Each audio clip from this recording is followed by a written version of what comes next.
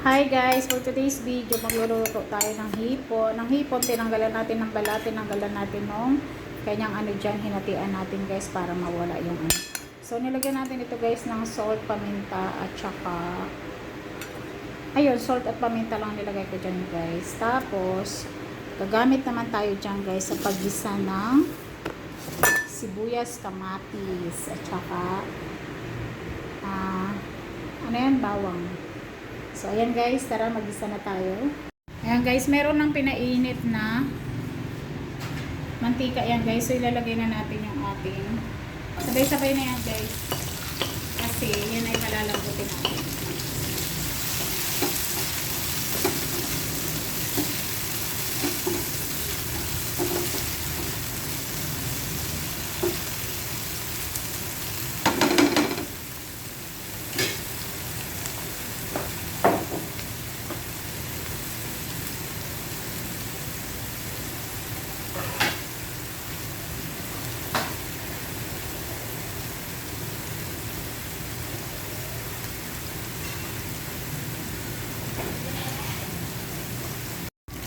Now guys, mag-add tayo ng konting tomato paste.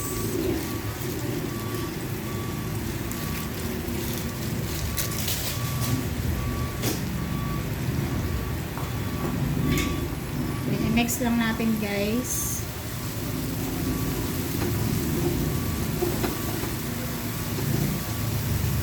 So now, ilalagay natin guys yung ating shrimps.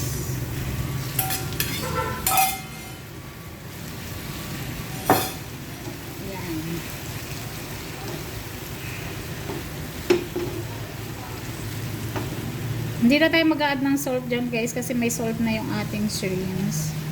Gaganyan lang natin yan. Ayan guys, mag-add lang ako ng konting oyster. Pampalasa lang, dagdag lasa lang guys. So, tama na yan. Ayan, i-mix ulit natin.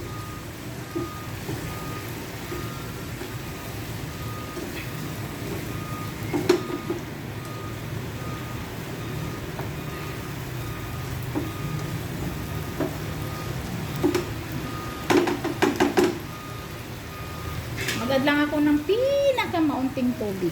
Ganyan lang siya guys. Kasi yung hipon guys, nagsasabaw yan. Kaya kunti lang. So ayan guys, waiting lang natin na kumulo at maluto yan. Tapos na. Hindi ito sweet and sour guys eh. Ewan ko kung ano tawag. Basta yan lang. Ganyan lang siya.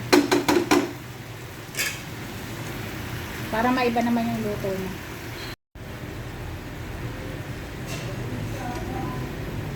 Oh, ayan, sarap guys.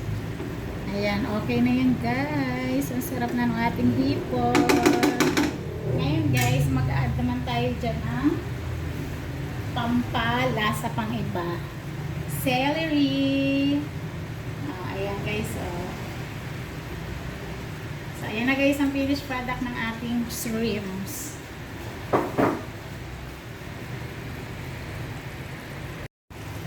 Guys, ito na finished product ng ating hipon for lunch. Thank you for watching guys. Bye-bye.